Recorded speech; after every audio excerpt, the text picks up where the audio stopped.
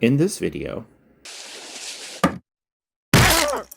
My house now, bitch! Hey, Meg, are you gonna take those soda cans to the Shaw Skank Redemption Center? Season 8, Episode 11, Dial Meg for Murderer, is possibly considered as the most satisfying episode of Family Guy. Because after being the punching bag character for years, Meg finally gets some revenge, becomes the strongest and most badass character, and beats the crap out of Peter, Connie, and all her bullies. But even if I like this episode, I think it has two big problems. Family Guy is known for being violent, and since Season 4 characters usually spit blood in a lot of scenes and episodes, especially during fights, but not in this one. There isn't a single blood drop during the entire episode, despite the fact that Prison Meg was so strong that she demolishes Peter with no effort and time, almost killed him because Chris screamed, "For God's sake, Dad, have some humility, it'll save your life!" crushes his teeth on the stair, drags his 330-pound body like it was only 2 pounds, and cracked her bully's skull open. Lewis confirmed it, despite the fact that there is no blood in the scene. Peter, Meg's been suspended from school. That's okay, whatever she wants to do. She cracked 3 kids' skulls open. Ever since she's gotten out of prison, she's completely out of control. Plus, it makes no sense not only because her revenge was supposed to be violent and shocking, but also because these scenes are references to American History X and Bad Boys, who are both violent movies. It almost completely ruined this episode. In Prison Meg, this feels way less impressive than it should have been. When she beats up Peter, it almost looks like it does nothing to him, despite the fact she was canonically crunched his teeth, punches him to almost kill him, the fact that he was ready to go with no hesitation whenever she wants, even punching his own baby to not getting his ass kicked a second time. And also the fact that Stewie instantly submitted to her and accepted her dominance when she entered in the house for the first time. Of course, it wasn't the evil Stewie from the 3 first seasons, but he killed Brian's brother in season 8 anyway. This episode is one of the rare exceptions where a fight isn't violent, like this one where Peter and Quagmire are fighting and punching each other as strong as they can, but there's no blood for some reason. When I saw this video for the first time, I was pretty confused. I was wondering why this episode isn't gore and violent considering how the series is, and all the insane things that happen in this episode. So I've checked the page about it on the wiki, and I think I found the reasons. Firstly, this episode is one of the first made by Jonathan Gebhardt, who was a beginner storyboarder at the time, and I think he wasn't comfortable to draw blood for his first episodes. This isn't the official reason, but I think it's that because there's some animation errors in it. For example, when Meg hits Peter with a lamp, Lewis reacts after Brian and Stewie.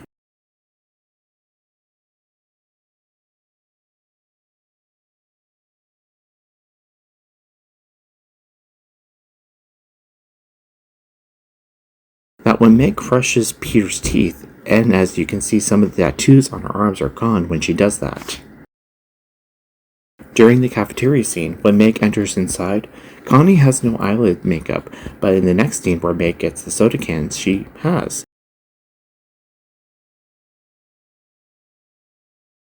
And finally, when Meg comes towards her, it's gone again.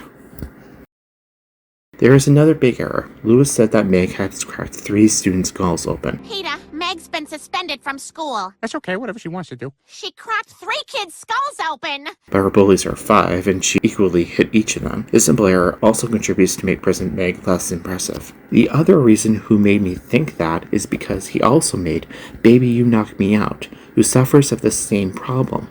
No blood and no violence, despite an episode about boxing. But don't get me wrong, I don't say this animation work is bad. In fact, he worked on gorgeous episodes like Road to the North Pole, The Simpsons guys, and so many more. Just check the wiki to see all the amazing work he has done. The second reason could be simply a lack of time. Remember when I said there isn't a single blood drop in this episode? In fact, it's not completely true because at the beginning there is a gore scene with the helico, but this scene's not concerned fights, so I don't took it in mind.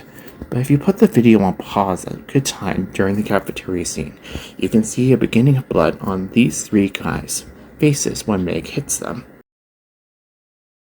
It's almost impossible to see it when you play the video, as usual, and I'm pretty much sure that 99.99% of people who watch this never saw it before. So I think they may have started to draw it, but had to give up due to work on something else.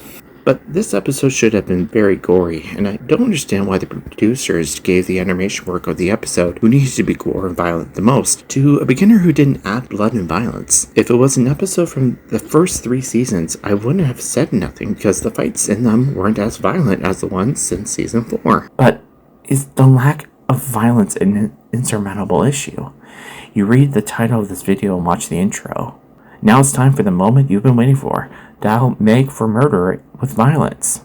Unfortunately, like all the other scenes I've shown in this video, the quality will be bad for obvious copyright issues. But don't worry, I will upload the videos in the next few days, so you will be able to watch them in great quality and even download them to replace these scenes in the real episode with the video editing software like I have done. Unfortunately, I couldn't upload the full episode with these modifications because YouTube delete full episodes almost instantly, so you'll have to edit yourself. But it's not that hard. If I was able to do that, so can you do. These videos are made by Monica038 on Fiverr with Adobe Animate. I thank her for her patience and her awesome work. Check her profile. The link is in description. First, here is the scene where Meg beats up Peter with blood and violence. First question. Who's the biggest, toughest guy in this house? Well, I don't like to toot my own horn, but I believe I hold the distinction of...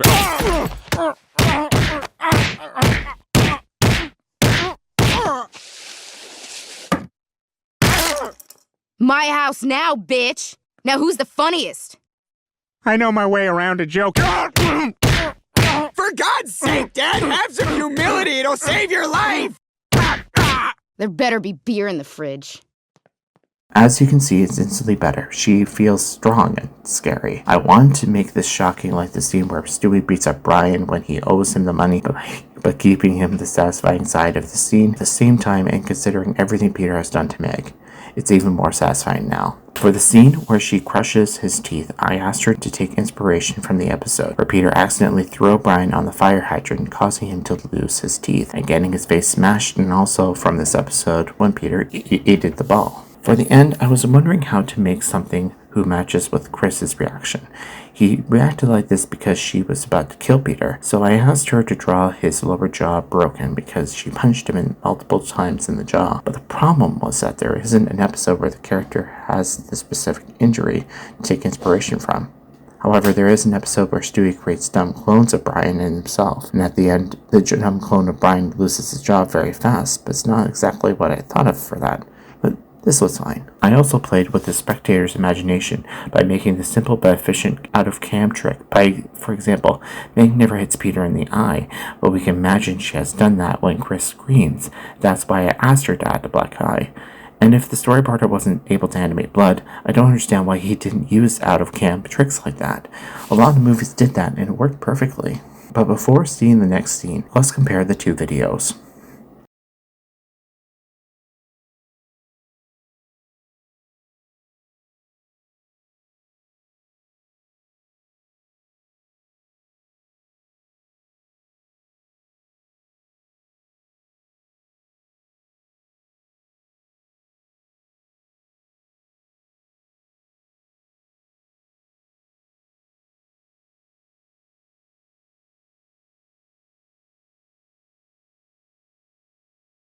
In my opinion, this new version is far more better and more satisfying. Peter really gets what he deserves after all that he has done to Meg. But which one do you prefer and why? Tell me in the comments. However, there's still the fact that the broken teeth on the ground disappear, but this was already in the original video. So now let's move on to the scene where she cracked her 5 and not 3 bully skulls open. Hey, Meg, are you gonna take those soda cans to the Shaw Skank Redemption Center?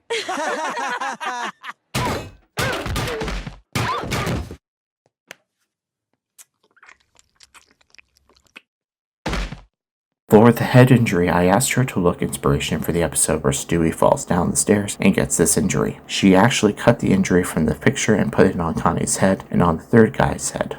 The reason why the other bullies don't have it is simply because they fall quickly and we don't really see their heads, especially for the girl next to Connie, because she had blood when Meg hits them. I also asked her to draw a skeleton jaw inspired by this picture of evil Stewie for the third guy to make it even more impressive. Like for the previous video, let's compare it to the original.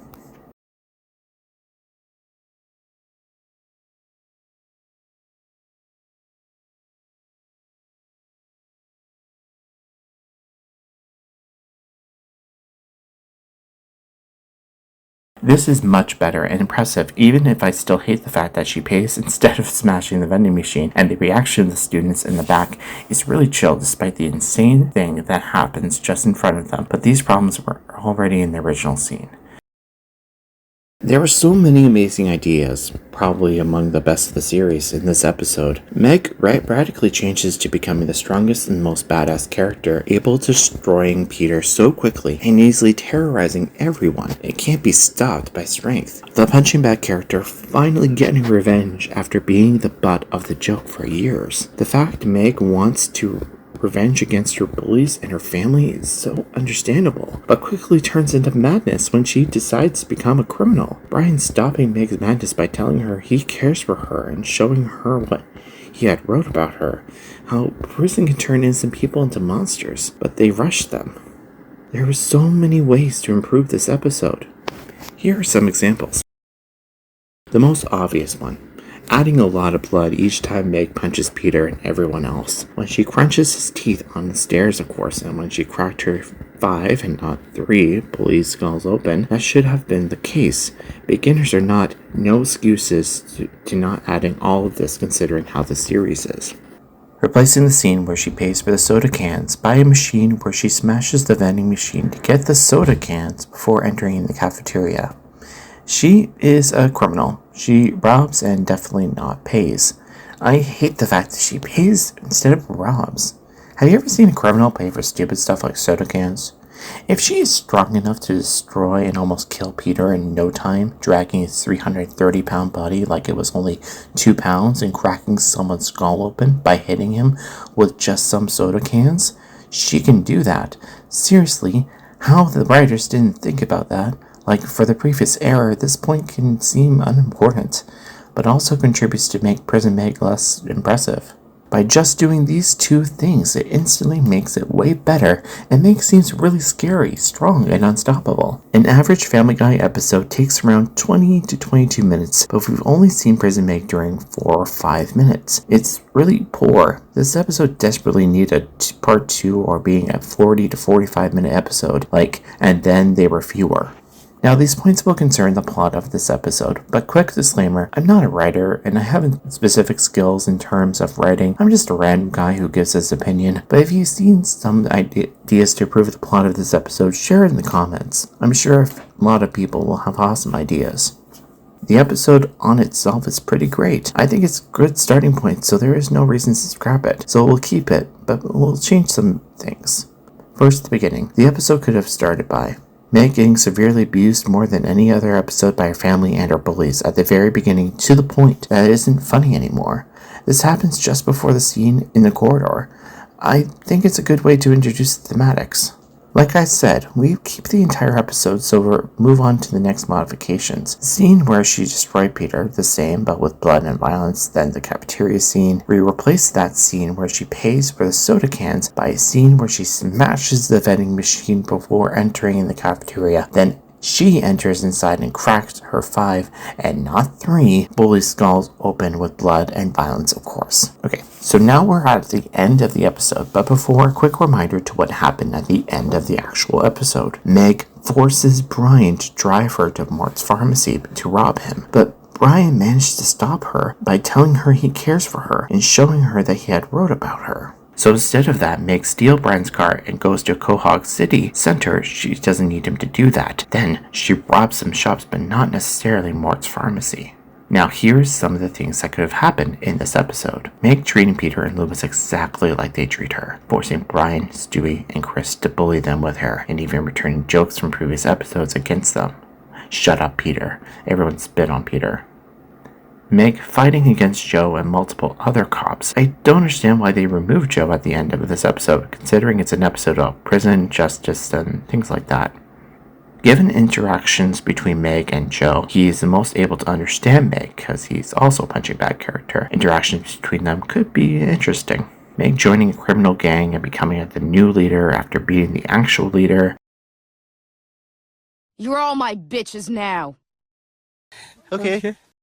then fighting against other gangs to control Quahog's districts, then making the entire town her bitches. I like the idea of Meg bullying the entire show after being the punching bag character. Meg starts to just get revenge against her bullies at the beginning, then progressively turns into a criminal by doing small crimes at the middle of the episode, then serious ones at the end after becoming influent, like robbing banks, terrorizing all of Quahog, taking important people like Mayor West as a hostage at the end. Brian's criticism about the penal system is incredibly relevant and interesting, and could have been ever more impactful if Meg, the kindest and the most normal character of the series, becoming the strongest and most dangerous criminal of Quahog that even the police have troubles to stop. But instead of that, in the actual episode, she just wants to go to China for no reason. It's random and not funny. I swear this joke is made by the manatees. Brian roasting the penal system even more and doing stuff to change it, like talking with Adam West and Quahog citizens. The episode could have ended like this, for example.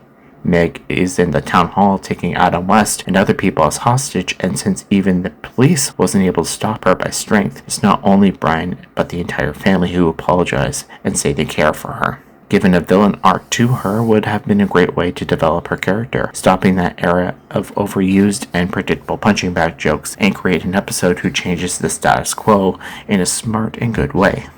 If you don't know what the status quo is, it's pretty simple. Each character has a life, relationships with other characters, a work, accommodation, some hobbies, etc. during the different episodes. These things can change. For example, two characters are friends but argue for X reason, character getting severely injured, character loses his house. But in the next scene, at the end of the episode or in the next one, all of these things are fixed and nothing happened depending on the plot. However, these are some episodes where things change, can stay for many episodes, one season, or even forever if a character dies, for example. Here is some examples.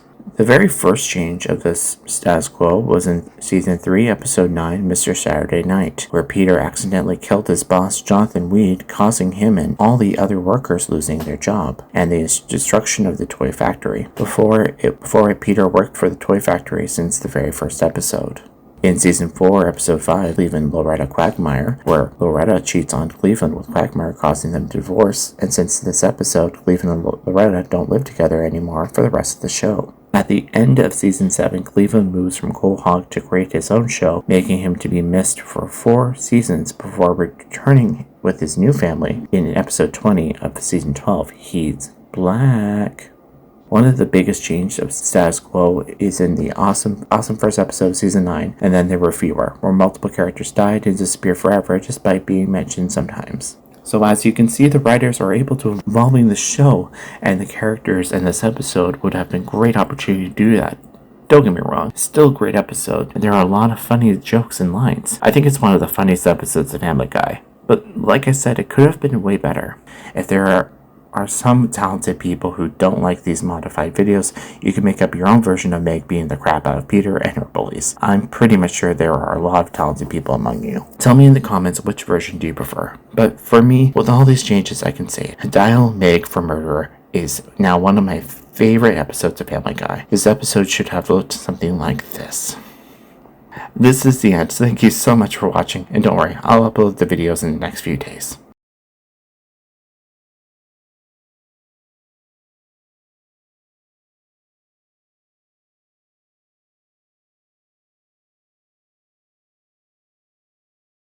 And don't forget to check your closet.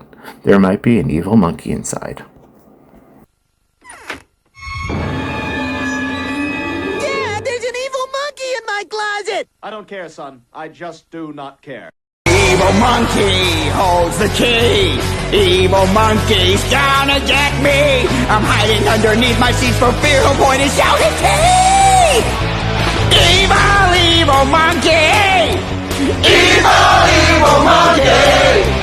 Evil monkey! Evil monkey! Evil monkey!